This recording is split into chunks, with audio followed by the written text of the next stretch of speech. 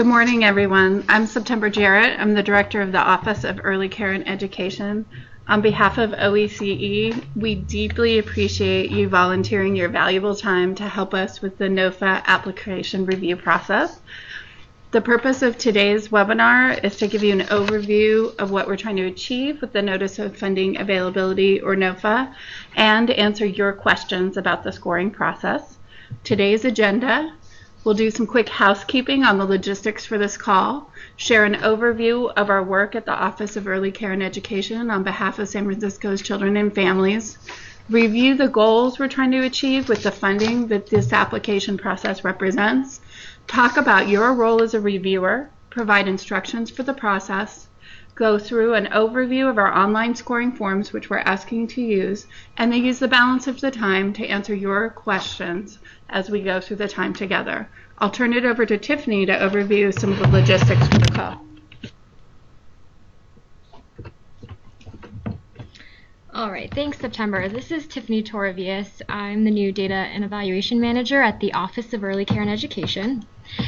And just a few housekeeping items for today.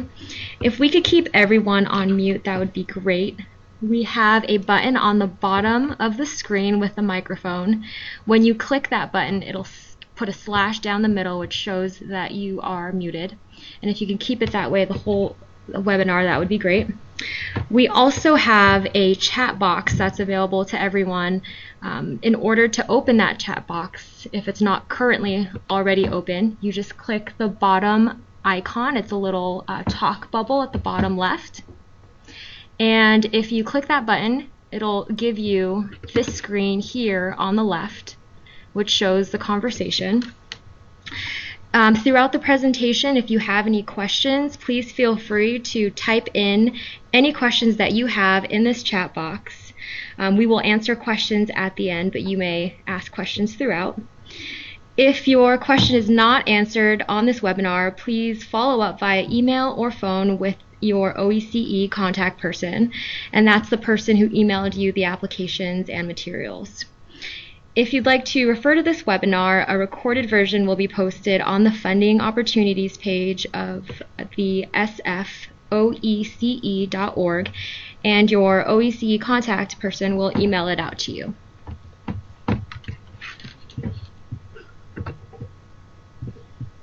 So now I'm going to pass it on.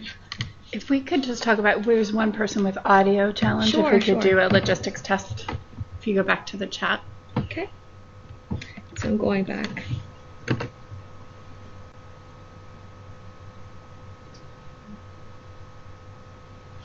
Okay, so we have a question from the Children's Council. Could you please do a quick audio test? Children's Council, if you are still encountering issues, can you please type that in the chat box there so we can see if we can help you resolve that issue?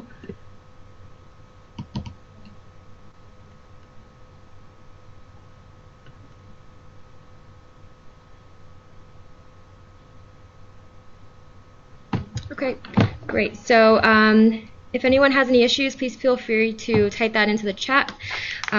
For now, I'm going to pass it back to September to go over the OECE overview. Great, thank you, Tiffany. A little context to the work we're jumping into and you're helping with us with today. San Francisco is home to just over 44,000 young children ages 0 to 5. Research shows us increasingly that the period of early childhood from prenatal to kindergarten entry is the most fertile time of personal and brain development, and the relationships and interactions we have when we are young impact our development and well-being for the rest of our lives. In San Francisco today, in most households, all parents are working. So quality childcare options, which maximize child development and enable parents to work, are vital and in very high demand. To meet this challenge and support all San Francisco families with children, and especially the lowest income families, Mayor Lee created the Office of Early Care and Education in 2012. Our mission, quite simply, is to improve access to high quality early care and education, working with our partners in the community. We've been given 3 goals from the mayor. The first is to coordinate and increase funding. The second is to support and empower the workforce, because child development is human development, and the professionals that care for our children are central to the success of our system. And last but not least is to enhance our system, and in particular to make it easier for families to understand, navigate, and make quality options for their children. I want to move quickly to what we're trying to achieve. We're an organization, we're a new organization, we're an organization in development, and this Notice of Funding Availability, or NOFA, or shorthand application, represents our first stretch to meet some new goals from our city-wide plan for early childhood education that was adopted in 2016. In shorthand, the full strategic plan is available on our website, but in shorthand, there's a few things we're trying to do with this application.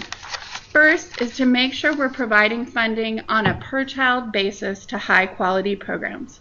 We are using quality can be defined many ways. For this application process, we're using a statewide measure, the Quality Rating and Improvement System, or QRIS, which is a field-informed framework that rates quality on a range from 1 being the lowest rating to 5 being the highest rating. We are also interested in San Francisco to really bring an equity lens to the work of the early care and education system, and there are some what we call target populations that we're prioritizing for access to high quality early learning services, because among these populations we know these children have the most to benefit. These target populations you'll see on the list and in the paperwork include low-income African American children, low-income Latino children, low-income English language learners, families who are experiencing homelessness, children at risk of abuse or neglect or who are involved with our child welfare system in San Francisco, and children with identified special needs or disabilities. There's several aspects of our citywide plan for early childhood education. There's one thing I want to mention, and then one thing I really want to highlight because it's relevant to the application process. At the highest level, we're really interested in creating a real birth to 5 approach for children and families, and making sure that they're not experiencing disruptions or disconnections in services or programs from the period of when they choose quality care until their child enters kindergarten. Research shows us a quality relationship that's long-term has the best developmental outcomes for children and gives families the best support as they raise their children and work. As I mentioned, we're interested in making sure there's quality standards in our system, that the professionals who do the work are well supported and resourced, and that the programs, whether they're family child care homes or centers, based on the applications you are reviewing, are fairly financed and have the resources they need to meet the outcomes we're reaching for. I show you this slide that's on the screen right now. Many of the funding streams we organize and steward federal, state, and local resources on behalf of San Francisco's children and families and the providers who serve them. There are different rules, there are different qualifying circumstances, there are different regulations that often make it difficult for families to have continuous connection to a quality program and essentially have disruptions in choices in care. Our new strategic plan and the funding application really reaches to make sure that we're creating a more seamless continuum and that children can stay in quality programs from the time their parents choose to enroll them until the time they enter kindergarten. And you'll see some of those aspects of this plan in the application when we review it later. With that big picture context, I'd love to turn it over to Elisa to begin to talk about your role as reviewers volunteering to help us. And again, thank you for dedicating some of your limited time to help us with this process. I'm Elisa, and I'm the ECE Financing Analyst and Preschool for All point person. And we thank you again for your participation in this process, which will help the office reach the goals that we anticipate to achieve. Your role as reviewers is important, and right now we're going to give you an overview of what that will entail. A NOFA is a Notice of Funding Availability, and it is a way the City of San Francisco seeks funding requests from organizations. This NOFA application qualifies providers to receive funding from the San Francisco Office of Early Care and Education. The office has two separate NOFAs currently, one for child care centers and one for family child care homes. Here you'll see a timeline of the NOFA process. In January, late January, the NOFA was issued. And from January 30th to February 3rd, we conducted several applicant information sessions, both in English, Spanish, and Chinese, to inform our providers of the process. The process generated many questions, and so we had time to respond to those and share those responses to the community. The deadline to submit those responses was on February 14th. March 3rd was the official application due date, and in early May we anticipate delivering notices of tentative awards to our providers who applied through this NOFA. From May through June of this year, we will complete our funding agreements and communicate that with the community. And July 1st will be the first day of funding. So all in all, this has been a 6-month process.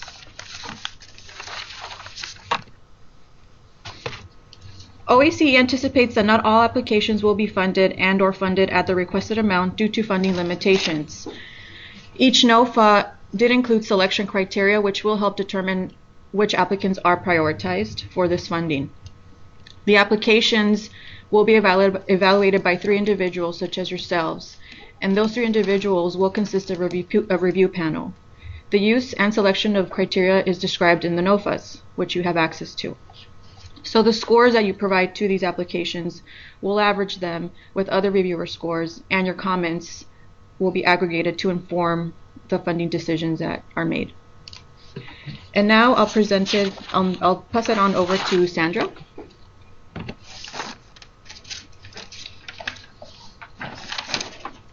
Good morning, everyone. This is Sandra Naughton, the Acting Chief Operating Officer. Thank you for joining us this morning. I'm going to take a couple minutes to go over the instructions for the reviewers, and a lot of what I'll be presenting is similar to the information that was included in the email that you received from your OECE contact with the applications and materials. In that email with a lot of attachments, there was a PDF that was a PowerPoint of some instructions for reviewers, and that's what I'll be reviewing is just kind of a step-by-step for reviewers. So the first thing that we asked you to do is just to confirm with your OECE contact that emailed you the materials and the applications that you received them. So if you hadn't responded to them either over email or phone, they've probably followed up with you at this point. So we just want to confirm that you received the materials and answer any questions that you might have. So that would be the first step of being a reviewer.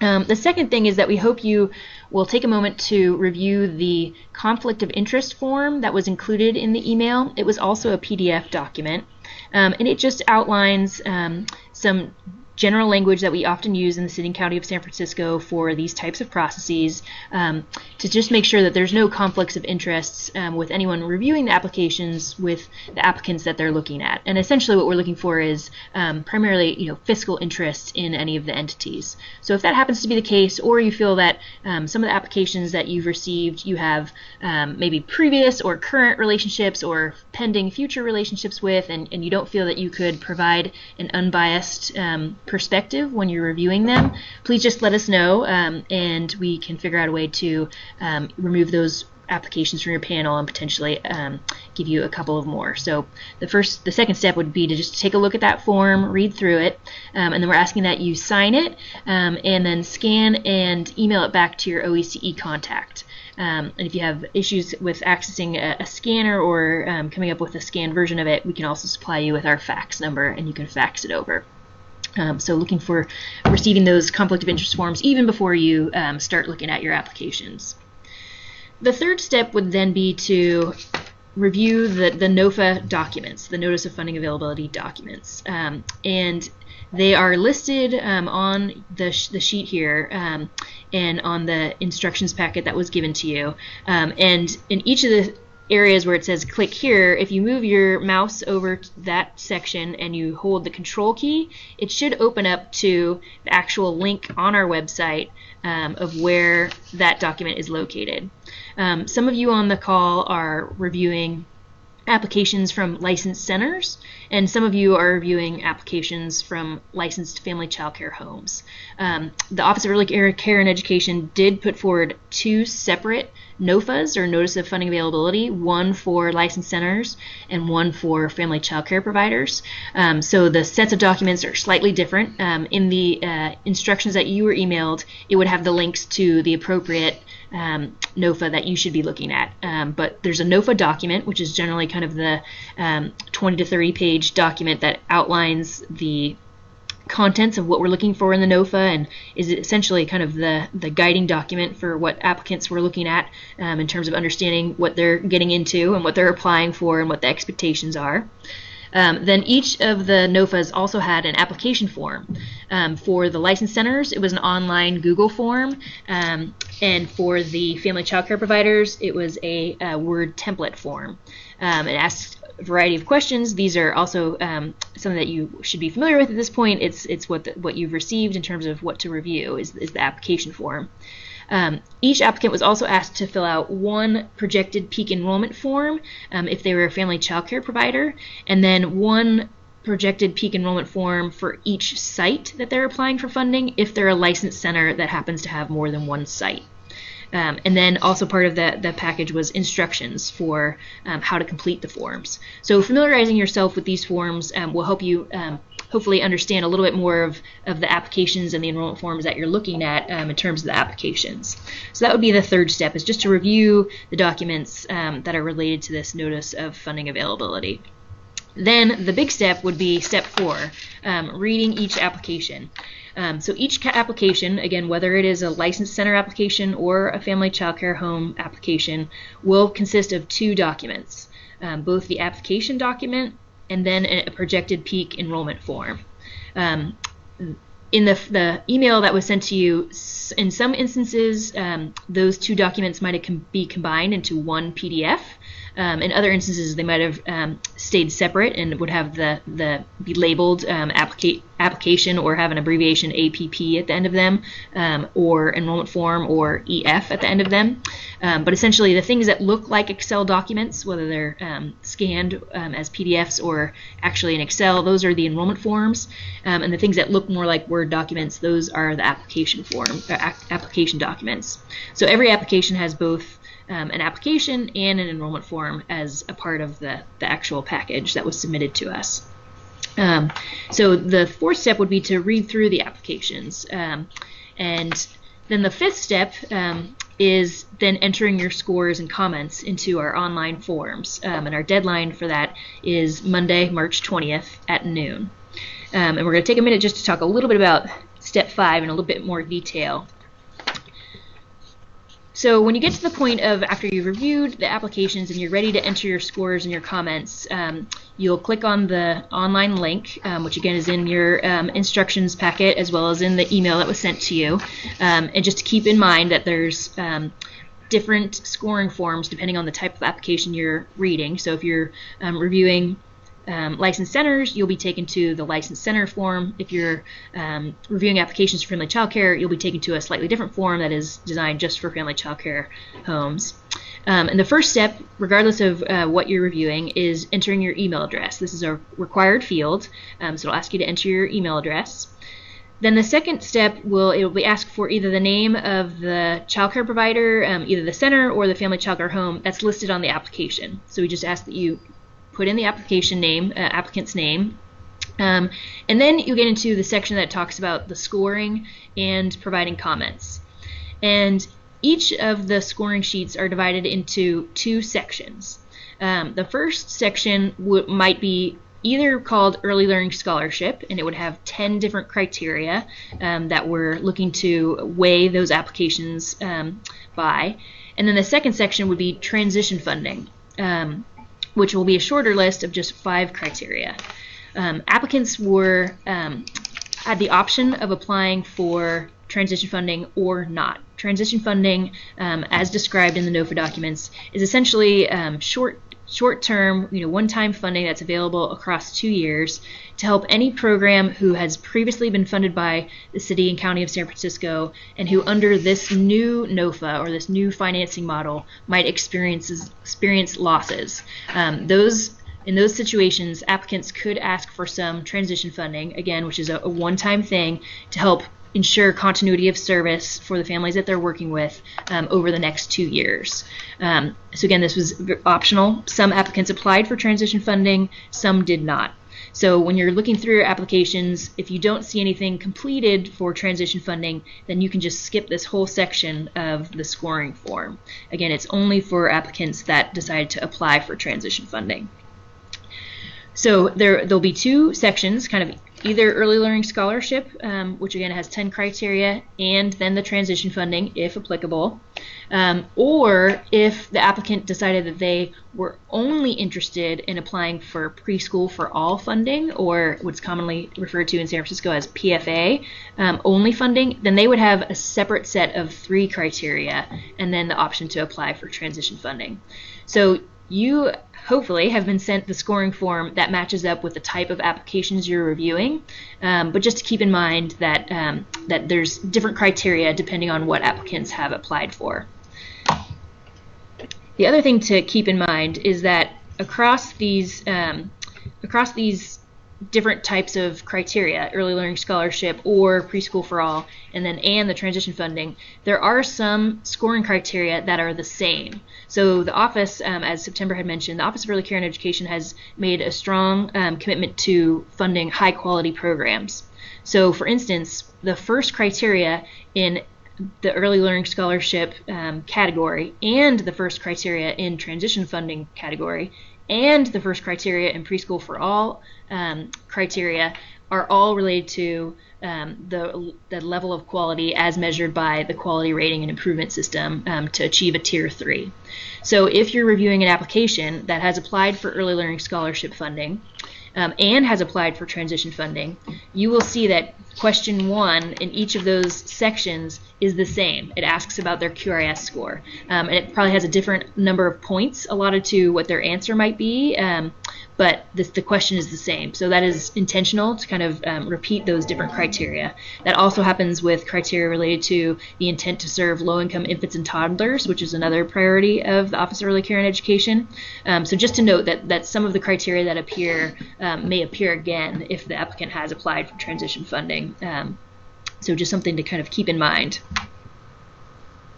So when you actually get into providing the scores for the criteria, there's 2 components to each criteria. There's the actual score, which is a number of points, and in the form it will outline what your options are in terms of how many points and some guidelines in terms of how to assign those points. So there we're looking for just your entry of a number, and it ranges from I think 0 to 43 in terms of what that number might be. And then for each criteria, there's also a section that's optional for you to enter any comments. So when you're reviewing your application, if you see something that you are curious about, have questions, concerns about, or that you think is a really strong asset or something that should be drawn out as a strength of the application, we would really appreciate you to enter in a comment in the comment section about that. So the comment section is available for each criteria. So in addition to the required question around the number of points, there's the option of entering in comments. So that's for each scoring criteria. And then at the very end, there is a section for overall comments on the application. And we definitely encourage you to submit something in this box about the application. And again, it could range from things that you have questions about or were unclear about to things that you think are potential strengths of the application or that you were really excited to see in the application, or things that you have concerns about, things that you think that the Office of Early Care and Education should follow up on, or that you think are cause for concern in terms of if this application moves forward. So we encourage you to put some information in that overall comments box as well as in each of the criteria. Applicants will be able to review the comments, which we've heard from in previous competitions are really helpful on both accounts. If it's positive feedback, it's very helpful to the applicant. If it's feedback that are questions or concerns. That's also very helpful for applicants to understand maybe why they didn't compete as well in the application bidding process. But please keep in mind that people will be potentially reviewing those, the folks who actually submitted the applications. So we just encourage you to kind of think about your the language you use and the framing of that, because that might go back to the applicant and could potentially help them in a lot of regards. The last step, once you get into the form, is to click Submit, which is on the final page when you're done. Nothing is saved on this online form until you hit that Submit button. So I can't underscore how important it is, after you spend all this time reviewing the application, all this time kind of sitting down, putting in your scores and your comments, to hit that Submit button.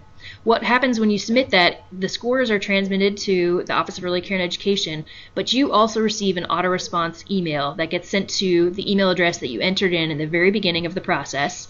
And when that comes to your inbox, it has the option for you to edit your response. It'll have a link that says Edit Response. If you click on that, you can go back in and say, oh, you know what? After thinking about it more, I'm going to change this score for this criteria to something slightly higher or something slightly lower, or you realize, oh, I want to add a comment about X or Y. So you have the ability to adjust your responses before the March 20th deadline by just going to your inbox and looking for that auto response from Google. It may go into your spam folder or junk folder. It kind of depends on how your email system is set up. So if you don't see it come directly to your inbox, I do suggest that you kind of look around if you have clutter or any of the different filters that different email servers use, but it should be in your inbox. And if you have any problems and you don't see it, please contact your OECE contact and we can check to see that we have received what you have submitted. So these are the steps that you would go through for each application. The way the forms are set up is they ask you about each application individually. So after you finish the first one, I think you'll find it's be a lot easier and quicker to kind of go through the subsequent ones. But we're basically asking you to fill out that online form for each application that you have received from your OECE contact.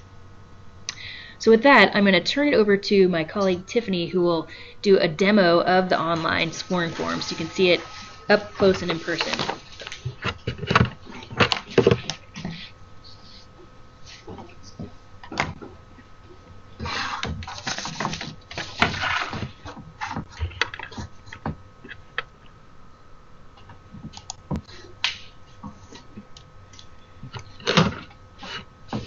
Okay. Hello, this is Tiffany again, and I will be doing a demo of the scoring form. As Sandra had mentioned, you will need to complete one application for each, or one form for each of your applications, and therefore if you have 7 applications, you will need to fill the scoring form out 7 times. As Sandra mentioned as well, you must click the Submit button at the end in order for the information on the form to be sent to the Office of Early Care and Education. And you will also get a copy of that in your email. So please make sure that your email address that you list on the form is accurate. Now let's walk through the form. I'm going to pull a link to the FCC form. The link for this form, as Sandra mentioned, is in that packet that was sent to you. And I can actually pull it up here as well.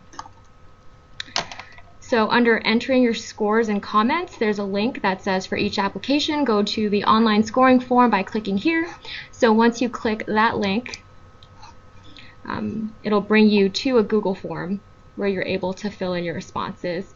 Please make sure that if you're filling out a family child care home application, that it matches the form as opposed to centers. So there's 2 types, family child care homes and centers.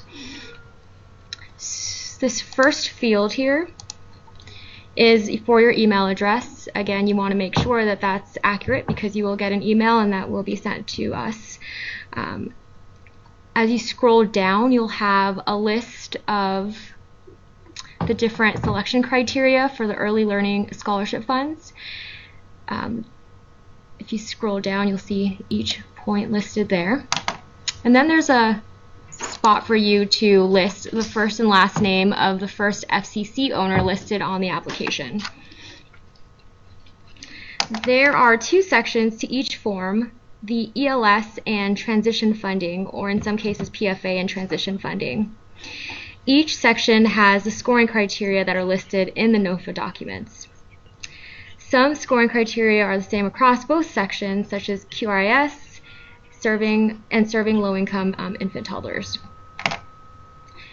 As we go down, I'll give you an example of a question. This is question 1, and it's in regard to the QRIS.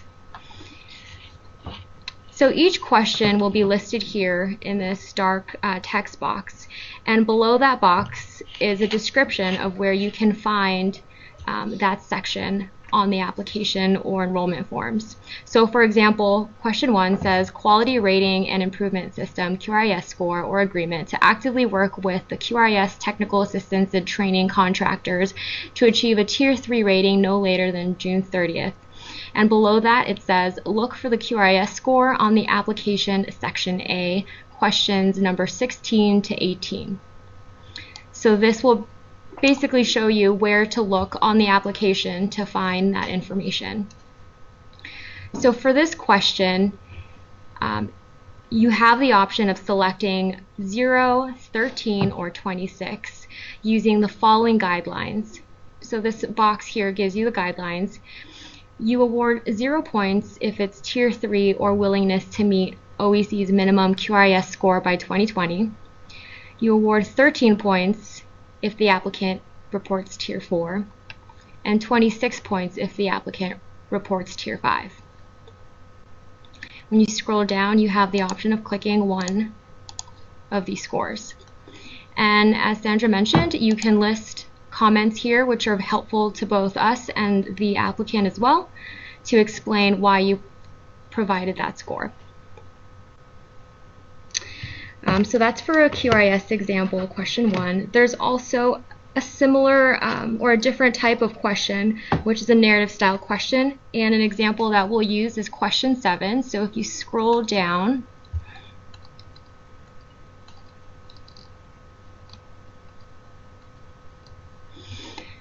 question 7 says if the FCC has paid staff demonstrated commitment to increasing workforce compensation. And below it says, look at the application, section E, question number 1 to 6. If the FCC does not have paid staff, enter NA, not applicable. And then the guidelines are listed here. Scores range between 1 and 5 using the guidelines below.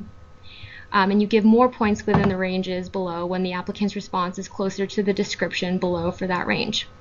So for example, you give the score between 1 to 2 if the description of the proposed fiscal year 17-18 wage rates provides a logical rationale for how education, experience, and specialized skills are factored into wage rates. And as you move along through the higher scores, you'll see that there's an additional set of criteria. So for example, 3 to 4, that applicant would need to provide health, dental, or retirement benefits.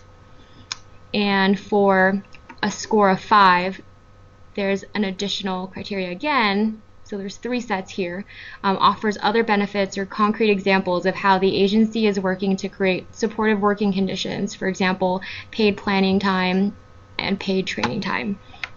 So this is a bit different from the QRIS score, which is more straightforward. There's only one one option basically for the scoring. Here there's a range, and so there's a need to, well, you have some discretion in picking what point system you give for this applicant. And again, you write your score here based on the criteria or the guidelines above, and you have an opportunity again to insert your comments for criteria number 7, or that question there. So each question again has a slot for scores and then a slot for comments. The next page is transition funding, and so I'll click over to a different form. Basically, if you complete the form, it's going to be the next page. I'm just clicking to a new form only because there's settings in place that require me to fill out all the slots, and so it wouldn't have allowed me to move on. So I'm skipping over to the next page, again, transition funding. And as you'll see on this page, there's some information here. Basically, it says if they did not apply for transition funding, please scroll to the bottom of this page and click next. So not all applicants asked for transitional funding, but if they did, we give you information as to where to look for that And in case you are unfamiliar with transition funding for the ELS, transition funding is one-time funding paid over 2 years to assist with transition to the new OEC funding models, and centers who face losses under the new funding model will be prioritized for this funding. So once you finish transition funding, again, it just depends on whether the applicant requested transitional funding. Then you move on to the bottom of the page, you hit next. It'll take you to a screen that basically asks for your final comments and then the option to submit. So now I'm going to pass it on to Sandra to go over some questions and answers, and I'll pull up the webinar screen to see if you have any questions on our chat room function.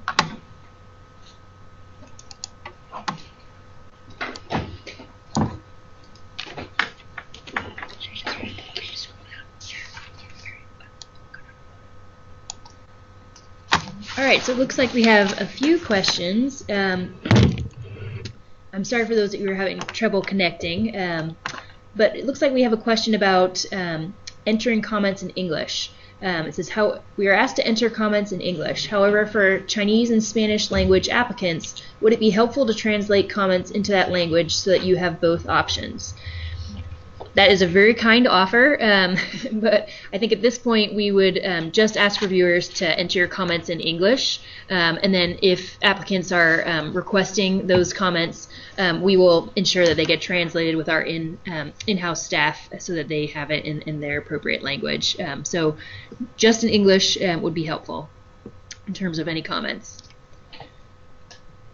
And while we're waiting for another question to come in, one thing to just note, something that we have noticed with a lot of particularly with the family child care home providers and their applications, on the questions related to the quality rating and improvement system, there might have been some confusion. Some applicants entered in numbers that don't necessarily always look like they relate to the conventional way that QRIS or Quality Rating Improvement System scores are calculated. So what we're advising reviewers is to look at what was entered into the question for the Quality Rating Improvement score, and if it's a number that doesn't look like a whole number, like a full integer, between 1 and 5, to go ahead and just interpret that as that the applicant is willing to participate in QRS activities. We think what happened is some applicants might have put in raw scores, or might have put in their environmental rating score or some other kind of assessment, and so it's a little hard to read, to know exactly without a little bit more context. But essentially what we're looking for is, from the family child care providers, is a sense of their commitment to work with us around improving their quality on a continuous basis and to participate in technical assistance. So if there's any number that was entered on that question 16 for family child care providers on their application that maybe doesn't look like it is maybe necessarily a whole number between 0 to 5, we're interpreting that as that they are willing to work with us to improve their quality on an ongoing basis. So I wanted to just pass that along. There are some notes on the scoring form in regards to that, but just wanted to note that for those that are participating in the webinar. We have another question regarding agencies with multiple sites. I have one case like that. How do you determine the QRS ratings? Because they would have multiple QRS scores per site, however the application came in as an agency. So that's a great question. So again, for licensed centers, they were asked to complete an application form and then one projected enrollment form for each site that they're proposing funding for. On that enrollment form, the projected peak enrollment form for licensed centers, there is a box at the top that says what is the QRS score for that site. So there is a QRS score for each site that applicants could enter in, And then the scoring matrix for centers is a little bit different than what Tiffany had walked you through, which was the example for family child care providers. But essentially the scoring guidelines on the scoring form for centers have a little bit more complex of guidelines, but there's basically some guidelines that talk you through how to deal with the fact that there might be, if there's potentially, let's say, 6 sites that are part of one licensed center's application, how to deal with those 6 sites maybe not all having the same QRS score. So the guidelines kind of walk you through that in terms of, if most of the sites are tier 3, give them this many points. If most are tier 4, but some are tier 3, give them this many points. If some are, if some of them are tier 5 and some are tier 4, give them this many points within this range. So it's essentially kind of using your discretion in addition to kind of the guidelines that are on the scoring form to come up with what the number of points would be for such instances. Mm-hmm.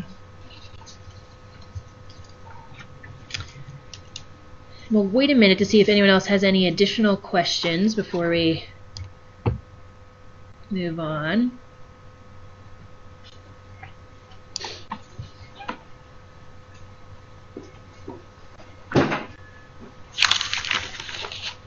And you can always follow up again with your OECE contact person if you have other questions that arise beyond today.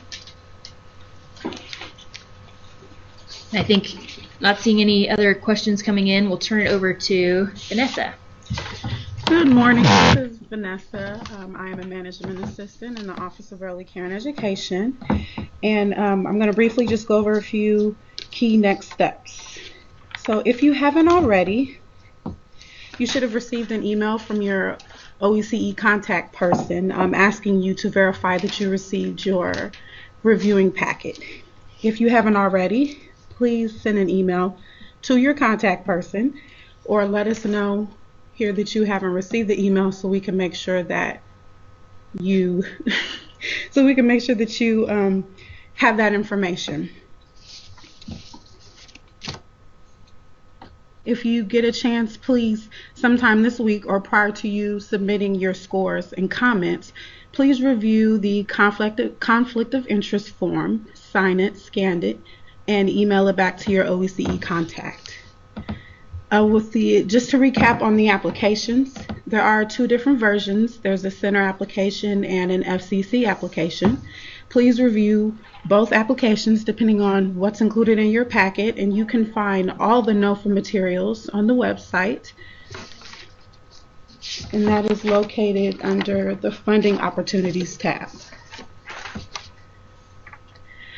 Please take the time to read each application. Each application does consist of an application document and an enrollment form. If you don't have all parts to the application, please contact your OECE contact and let them know that you don't have that information, and we can follow up with you. Sometimes the applications do come in 2 separate files. Sometimes they're combined, a combined PDF with the application and the enrollment form, and sometimes you have 2 different files, a Word document and an Excel file, or just a Word document and a PDF. Please enter your scores and comments in the form by Monday, March 20th at noon.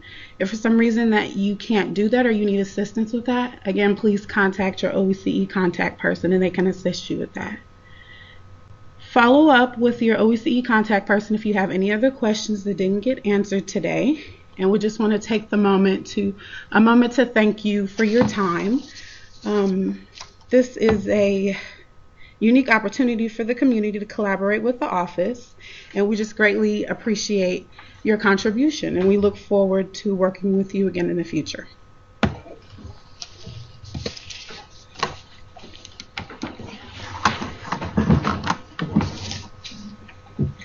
Seeing no further questions, we'll go ahead and conclude today's webinar. And again, thank you for volunteering your time to help us with this process.